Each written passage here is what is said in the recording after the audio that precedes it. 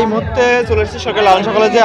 আমরা দেখাচ্ছি হরিণাকুণ্ড বার্তা থেকে কথা বলছি এবং আজকে আয়োজন ছিল সরকারি লালন শাহ কলেজে। লালন শাহ কলেজে আমাদের গ্রামীণ যে পিঠাগুলো কালের বিবর্তন হারিয়ে গেছে সেই পিঠাগুলো আমরা সচরাচর দেখি না।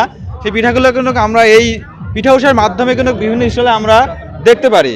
তো তারই ব্যতিক্রমী একটি স্টল আমরা দেখতে পেরেছি, পিঠাকুঞ্জ। এটি আমাদের ম্যাম আছে, সম্মানিত ম্যাম কথা বলবেন এবং কালের বিবর্তনে পিঠাগুলো হারিয়ে গেছে, পিঠাগুলো আমরা সচরাচর দেখি না, যেটা আমরা এখানে সব থেকে ইউনিক যে পিঠাগুলো, এক কথায় সবচেয়ে প্রাচীন যে পিঠাটা এখানে আছে সেই পিঠা সম্পর্কে এবং স্টুডেন্ট সম্পর্কে আমাদের বলবেন। আপনি বলেন। আমি বলবো, তাই না?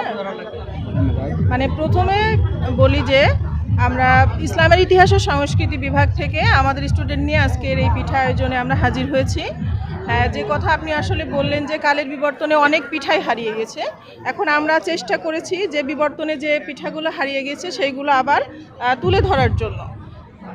সেই হিসাবে এখানে হারিয়ে যাওয়া পিঠার ভিতরে অনেক কিছুই আছে। সেটা হতে পারে এই যে এটা হচ্ছে চিতই পিঠা আছে, তারপরে কাটা পাখন আছে, পান্তুয়া আছে, পিঠা পুলি আছে, তারপরে হচ্ছে সূর্যমুখী পিঠা আছে, আর সবচেয়ে স্পেশাল সেটা হচ্ছে হাঁসের মাংস এবং রুটি। মানে আমি বিশ্বাস করি যে বাঙালিদের ভিতরে এমন কেউ নেই যে এই হাঁসের মাংস আর চাউলের রুটি পছন্দ করে না। এই তো। আর যেহেতু আপনার এখানে আমি একটা সাক্ষাৎকার দিচ্ছি, আমার স্টুডেন্টরা অনেক আইটেমের পিঠা বানাইছে, আপনারা একটু দেখতে পারেন। হ্যাঁ, ঘুরে ঘুরে দেখতে পারেন, আসলে তাদেরকে অ্যাপ্রিসিয়েট করার মতো আর কি। তো আমরা আশাবাদী আমরা যেন এই একটা উৎসব ঠিক আছে, তার ক্ষেত্রেও এখানে একটা প্রতিযোগিতা, আমরা যেন প্রতিযোগিতায় একটা ভালো স্থানে থাকতে পারি।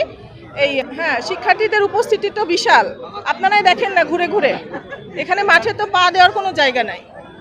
এখানে মানে পিঠার যে আইটেম আছে দেখেন, শিক্ষার্থীর আইটেম তার চেয়ে আরও অনেক বেশি।